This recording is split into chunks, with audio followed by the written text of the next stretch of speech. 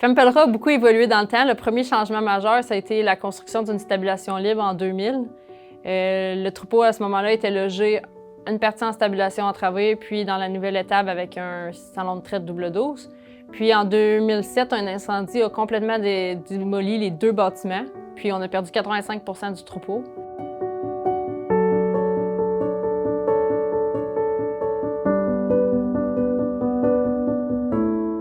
On ne se le cachera pas, avant l'incendie, on était à 40e là, pour obtenir ce titre-là, mais le feu nous a carrément enlevé la génétique, qu'est-ce qu'on avait. Il a fallu reculer puis après ça repartir. À l'automne, là, quand on s'est posé la question qu'est-ce qu'on devait rebâtir, nous avons fait des visites en Ontario pour voir les meilleures installations qu'on pouvait rebâtir et aussi aux États-Unis, pour être plus poussé vers le futur.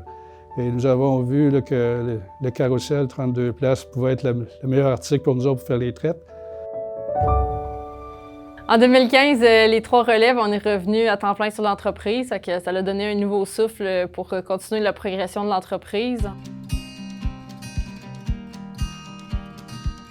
En 2016, on a construit une nouvelle étable avec juste seulement des logettes pour les vaches en lactation de 220 logettes. Ça nous a permis de libérer de l'espace pour construire un bed pack pour faire véler nos vaches.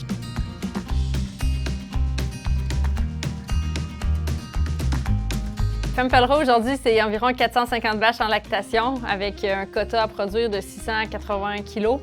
On a une production journalière de 1,65 kg de matière grasse par vache.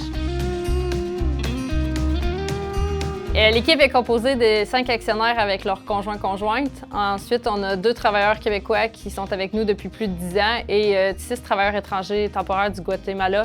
On cultive 2100 acres de terre. On est autosuffisant pour les fourrages et les grains qui sont alimentés au troupeau.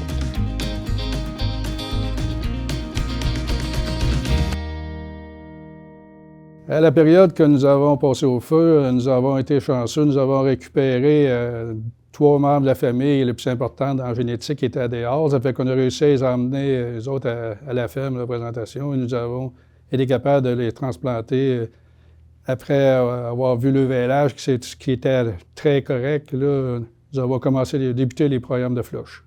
La première, la présentation Golden Dahlia.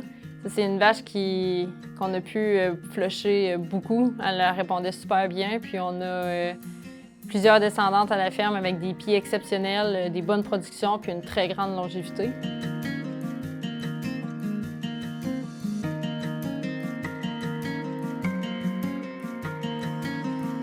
La meilleure fille à Dahlia a été Pelleras Baxter Sari, excellente 91 7E avec 14 étoiles. Elle nous a donné plusieurs progénitures d'exception qui continuent à marquer notre élevage.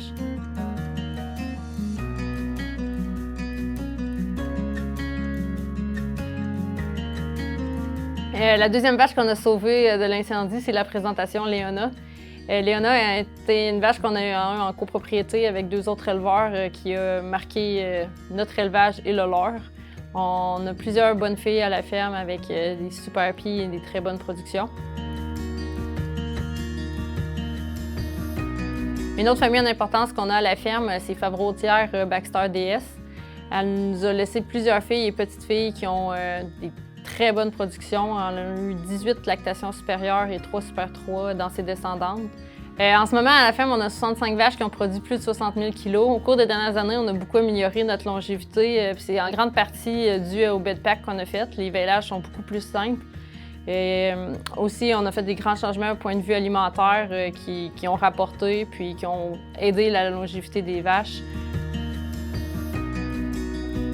Pour moi, nos bâtiments actuellement là, sont l'optimum du confort pour une vache. La liberté de mouvement, elle a de l'espace, elle a une qualité d'air. Puis c'est vraiment plaisant de pouvoir travailler avec eux dans cet environnement-là tous les jours. Puis c'est facile, là, on est 2 femmes pour faire la régie du troupeau. Puis tout se fait, c'est simple, là, les jeux de barrière. Puis les animaux sont calmes, là, très calmes. Bien, les projets pour les prochaines années, ça va être de maximiser nos bâtiments, ça veut dire remplir la nouvelle étable. Puis ensuite, bien, finaliser notre transfert, puis continuer à à faire évoluer notre troupeau, essayer d'avoir un troupeau qui va être le plus uniforme possible, qui va être 100% A2A2, puis qui va compter le plus possible d'animaux à serre.